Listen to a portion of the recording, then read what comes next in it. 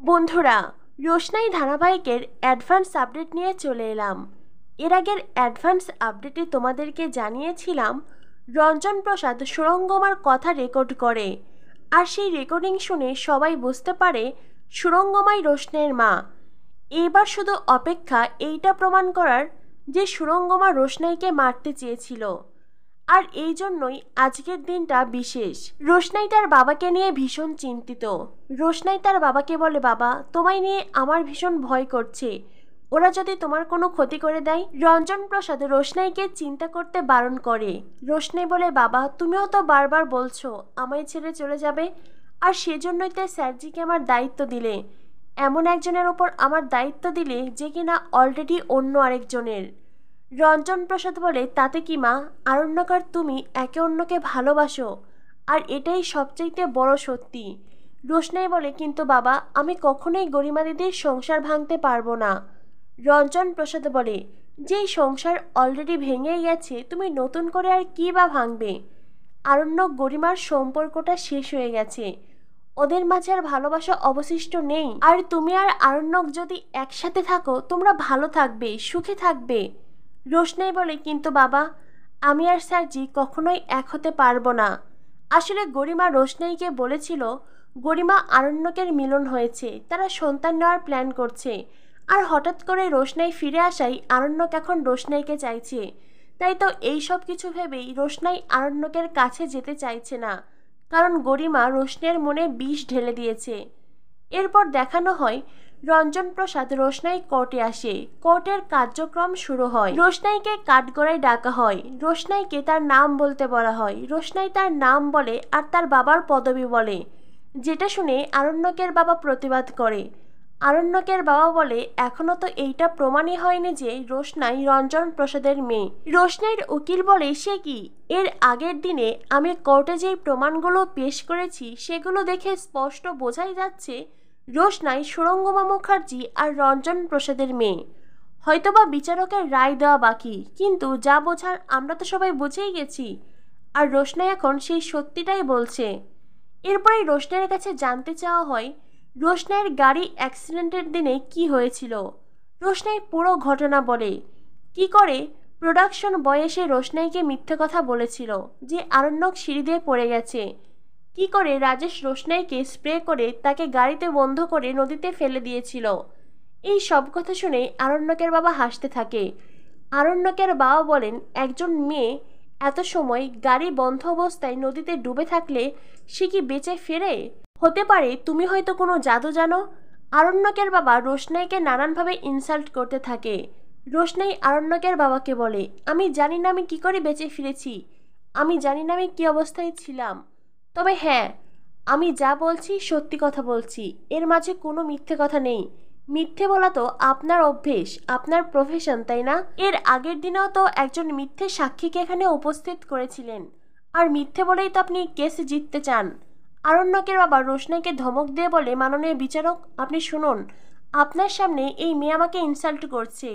রোশনাইয়ের উকিল বলেন, আমার সিনিয়র উকিলের খারাপ লাগছে, কিন্তু উনি যখন রোশনাইকে অপমান করছেন তখন উনি বুঝতে পারছেন না যে অপর মানুষটিরও ঠিক এমনই খারাপ লাগে। এরপরে রোশনাইয়ের উকিল কাঠগড়ায় আসতে বলে একজন সাক্ষীকে, সেই প্রোডাকশন বয় যে কিনা রাজেশের সাথে হাত মিলিয়ে রোশনাইকে নদীতে ফেলে দিয়েছিল। সেদিনের পর থেকে এই প্রোডাকশন বয় মানসিক যন্ত্রণায় আছে। এত বড় একটা অন্যায় করে সে শান্তিতে ঘুমাতেও পারছে না, বারবার তার নিজেকে দোষী মনে হচ্ছে। তাই রাজেশের হুমকিতে ভয় না পেয়েও সেই কোর্টে এসেছে। সে সব সত্যি ঘটনা বলতে চায়। আর সেই ছেলের কথা শুনে সবাই বুঝতে পারে সেই দিন রাজেশের সাথে সুরঙ্গমাও জড়িত ছিল, কারণ প্রোডাকশন বয় জানায় অ্যাক্সিডেন্টের আগের দিন সুরঙ্গমা ম্যাডাম রাজেশ স্যারের সাথে দেখা করতে এসেছিলেন, তাদের পার্সোনাল মিটিং ছিল, আমিও সেখানে উপস্থিত ছিলাম। এই সব কথা শুনে সুরঙ্গমা উঠে দাঁড়ায়। সুরঙ্গমা বলে, এই সব কিছু মিথ্যে। রোশনের উকিল তখন কিছু ডকুমেন্টস দেখায়। বিচারক আরণ্যকের বাবাকে বলেন, আপনি যে বলছেন ছেলেটি মিথ্যে কথা বলছে, আপনার কাছে কি কোনো প্রমাণ আছে যে ও যা কিছু বলছে মিথ্যে বলছে? আরণ্যকের বাবা চুপ হয়ে থাকেন, কারণ এক্ষেত্রে আরণ্যকের বাবার কাছে কোনো প্রমাণ নেই।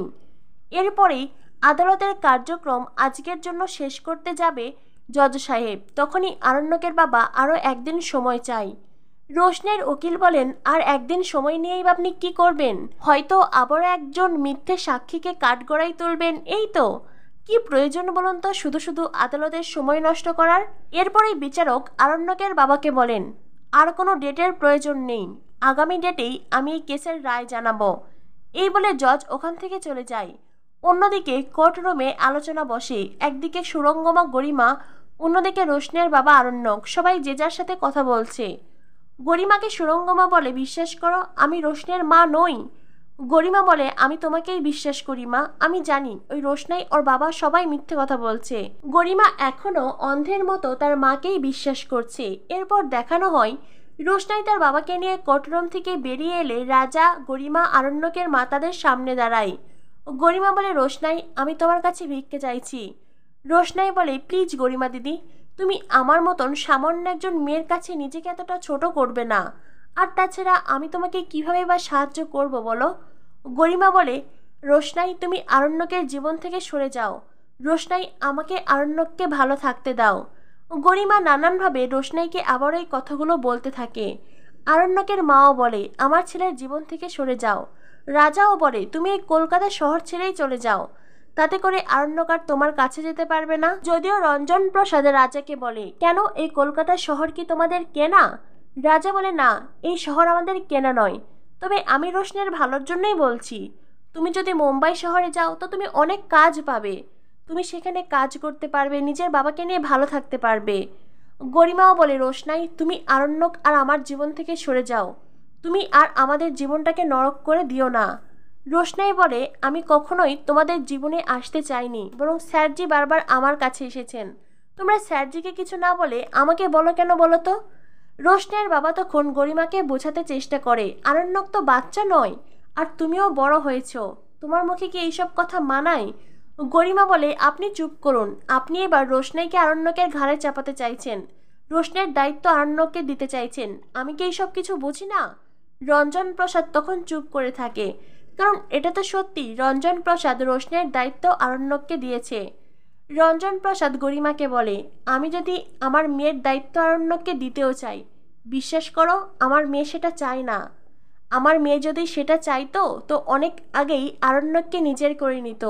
তোমরা তোমার মেয়েকে কম অপমান করনি, অনেক যন্ত্রণা দিয়েছ, অনেক অপমান করেছ, অনেক অসম্মান করেছ, তবু আমার মেয়ে আরণ্যককে তোমার কাছেই রেখেছে, সে আরণ্যককে কেড়ে নেয়নি। তার মানে তো এই না আমার মেয়ে আরণ্যককে ভালোবাসে না, আমার মেয়েও আরণ্যককে ভালোবাসে, তবু সে কখনোই তোমার কাছ থেকে আরণ্যককে কেড়ে নেবে না। রোশনাই বলে, গরিমা দিদি, স্যারজিকে ভালোবেসে আমি কি কি করেছি তুমি তো সব কিছুই জানো, বিনিময়ে আমি কি পেয়েছি বলো তো? তুমিই বরং আমাকে ভিক্ষা দাও। গরিমা দিদি, মনে আছে মুম্বাই রিয়েলিটি শোয়ে স্যারজির একটা কথাই আমি ওই রিয়েলিটি শোয়ে হেরে গিয়েছিলাম, বিনিময়ে আমার কী লাভ হয়েছে? বরং তোমাদের অপমান অসম্মান সহ্য করেছি, আর কত। গরিমা দিদি প্লিজ, এইবার বরং তুমি থামো, আমার আর এইসব কিছু ভালো লাগছে না।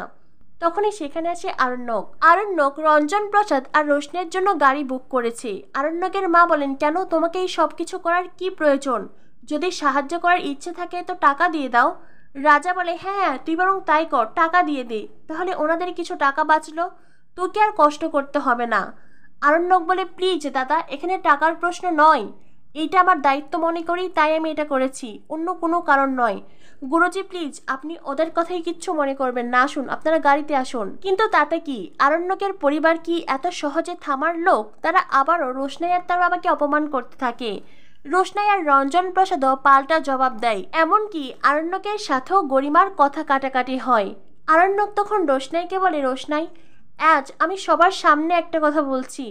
রোশনাই, যেদিন আমি তোমার হাত ধরে তোমাকে এই কলকাতায় শহরে এনেছিলাম, সেদিন থেকেই তুমি আমার জীবনের সাথে জুড়ে গেছো।